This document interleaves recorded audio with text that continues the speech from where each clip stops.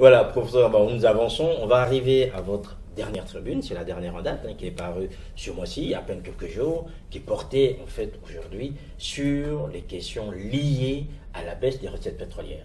J'aimerais rapidement que vous nous donniez un aperçu, c'est-à-dire qu'aujourd'hui, en quoi cela consiste-t-il quand nous entendons parler que Standard & Poor's a baissé la note du Congo, par exemple, parce qu'elle estime que le Congo a perdu 50% de ses recettes pétrolières et qu'aujourd'hui, le gouvernement, au mois de décembre, a aussi revu en fait le budget national. C'est comment peut-on l'interpréter pour le Congo, le Congolais lambda, par exemple? Alors, le Congolais lambda qui entend tout ça, en fait. Qui entend tout ça, oui. Et qui comprend que son pays vit essentiellement du pétrole, que la richesse du pays c'est le pétrole, que le budget du pays, le budget de l'État, repose sur le pétrole. Pour notre pays, le prix du pétrole qui était en juin à peu près 118 dollars le baril, oui. Bon, nous sommes en février, c'est dans les environs de 48 dollars aujourd'hui. Donc on voit bien que ça a baissé de façon dramatique. Et notre budget qui est axé essentiellement sur le pétrole, le budget de l'État, eh bien, on subit un coup. Donc, pour le Congolais lambda, il sait qu'il y a un problème. Il sait qu'il y a un problème, mais comment s'en sortir, il ne sait pas.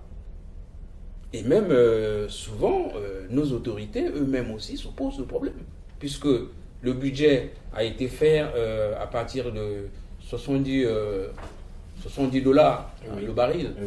Bon, aujourd'hui, nous sommes dans les 48, selon les jours, les les jours, heures, etc. Bon, on la est dans bourse. une moyenne, Oui. de 48. Bon, donc il y a un manque à gagner entre 70 et 48.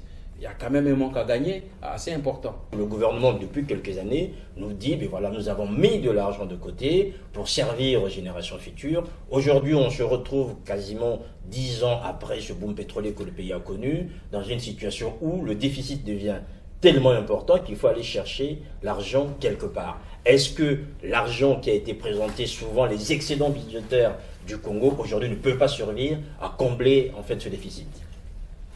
Les excédents budgétaires, évidemment, lorsqu'ils existent et lorsqu'ils sont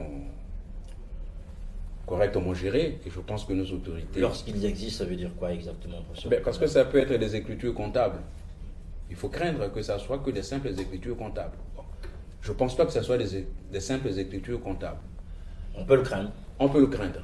Bon, mais ces excédents, les autorités nous ont dit, donc c'est écrit noir sur blanc, que ça servait donc à faire un fonds souverain. Ce fonds qui devait donc servir au financement donc, de l'économie des générations futures. Oui. Bon. Ce fonds a été créé depuis un certain moment. Et si vous permettez, il est de combien ce fonds aujourd'hui? ce fonds, justement, personne ne sait le montant exact. Bon, mais il existe. Il existe. Oui. Bien. Puisqu'il y a une banque qui a été créée depuis 2013 qui devait donc fructifier donc, ce fonds. Bon, ça c'est le premier élément. Un deuxième élément, c'est que ces excédents aussi, d'après ce que nous disaient les autorités, ce qui est écrit, servait aussi à la diversification de l'économie. On voit qu'aujourd'hui, l'économie n'est pas diversifiée. Donc, si l'économie n'est pas diversifiée et que ce fonds n'est pas, le fonds souverain n'est pas encore utilisé, alors la crise aujourd'hui n'a pas encore atteint des proportions dramatiques. Donc, le pays peut, nos autorités peuvent se servir de ces excédents pour combler ce déficit. Donc, ça, c'est à court terme. Oui. Et si et seulement si la crise, la chute donc de prix du baril de pétrole autour de 40 parce qu'on craint même d'aller à 20 dollars. Alors, si ça continue, à moyen terme, si ça continue, alors ça va poser un problème grave donc pour notre économie, parce que même les excédents ne pourront pas suffire pour combler ce déficit.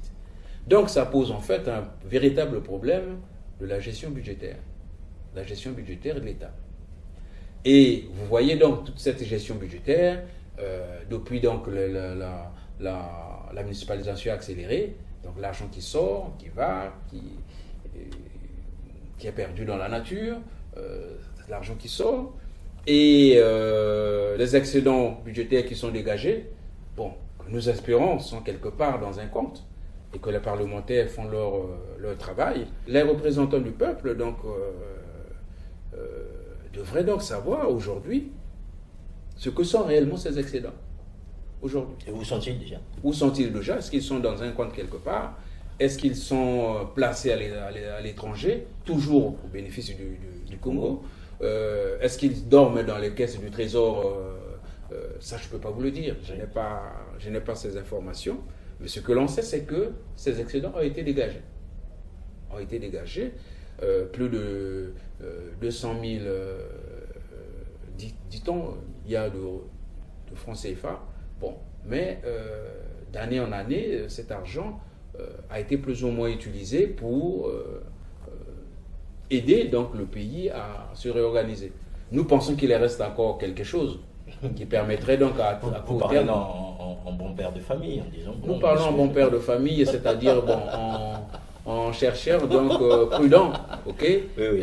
Qui n'a pas l'information, et comme il n'a pas toute l'information, alors il ne va pas construire un discours sur quelque chose dont il n'a pas les données. On vous sent quand même sceptique, professeur Okamba, quand même. C'est-à-dire qu'en vous lisant et en vous écoutant aujourd'hui, on se dit, vous n'êtes pas vraiment convaincu de la pertinence, en fait, que ces excédents pourront nous sortir de la crise d'une manière concrète si cette crise perdure et qu'on subisse comme ça cette perte de recettes. Si la crise perdure, nous serons dans la situation de 1984, c'est-à-dire dans le plan quinquennal. Vous savez, en 1982-86, le Congo s'était engagé dans un plan quinquennal de très grande ampleur. Bon, ce plan quinquennal reposait essentiellement sur le pétrole.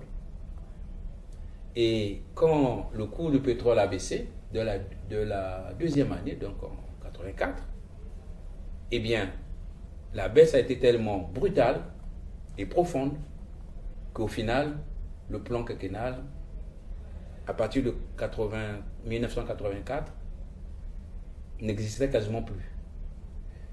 2 ans après, donc c'était l'austérité. Ensuite, c'était le plan d'ajustement structurel, oui, et qui nous ont conduits progressivement vers la conférence nationale et puis le changement des institutions. Et l'issue fatale, ben, c'était donc la guerre de 97. Donc, ce sont des choses extrêmement graves dont on ne peut pas prendre à la légère. Bon, cette fois, en 84, il n'y avait pas des excédents, on ne parlait pas des excédents budgétaires, mais cette fois-ci, les autorités nous disent qu'ils ont des excédents budgétaires. Donc, les excédents budgétaires vont dans un premier temps éponger le déficit, et puis à moyen terme, eh bien, il faudra que le Congo s'engage sur le marché financier, qu'il aille voir ses partenaires et puis négocier ce qui est négociable sur le plan financier.